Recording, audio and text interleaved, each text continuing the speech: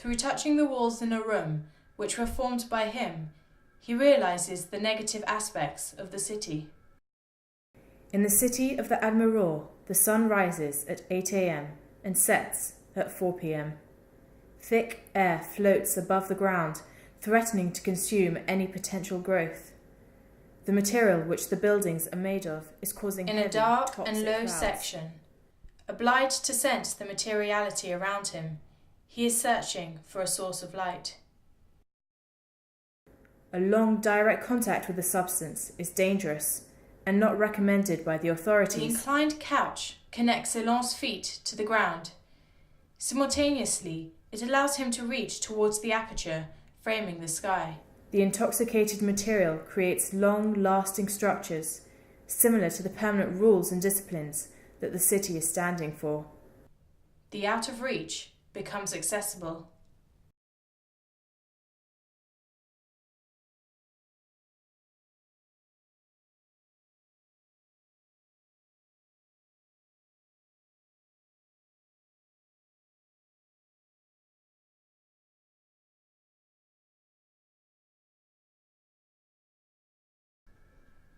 Nature is cultivated in confined and sterile containers.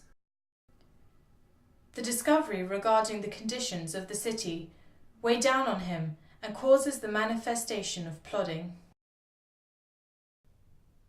As Élan ascends, he processes the downfall of the city.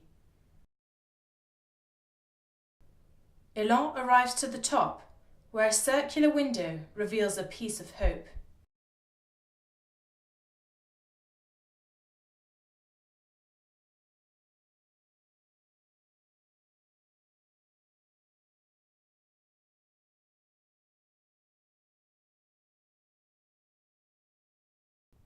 Above him, a heavy metal door exposes Élan to a gush of air and sun.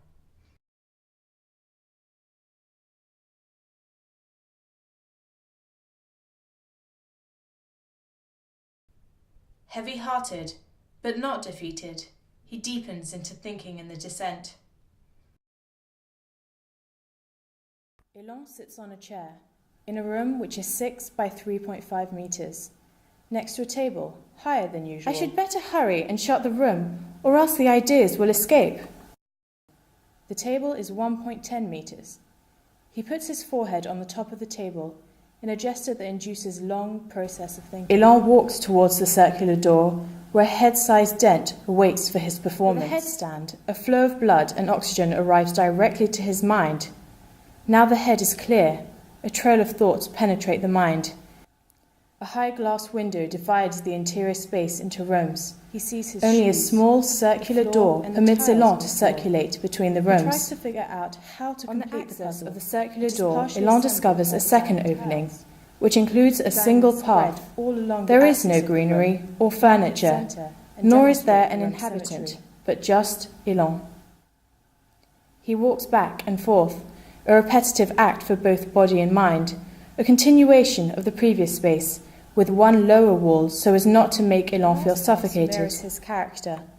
The walls, the windows, the furniture are all his.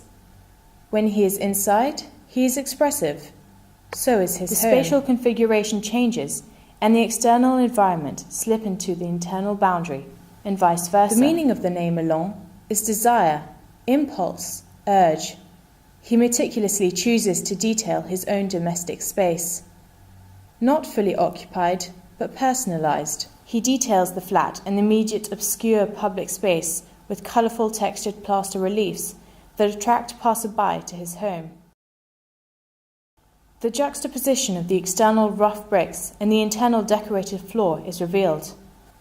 The mould on the wall and the ornaments on the floor follow the middle axis of the space and direct the movement of the body. The entrance to Élan's house is furnished with a tree, an outdoor piece which has been located indoor. Sinking to its original topography, the city is covered in dust and promise.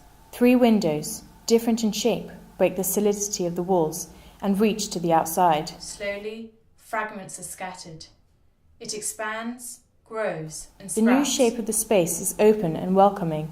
It invites the public inside and creates a continuous path that links the city to the private house. With this act, Élan affects the street.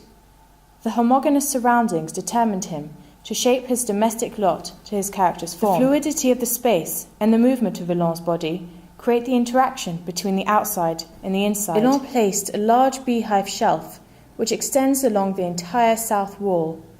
This crafted unit accommodates his passion for collecting. His items help him to define. And as the rooms emerge, a pioneer act by an individual, Élan, while to his left side, the observers follow him in a long similar legs pattern. raised up, ready for Élan's fatigue.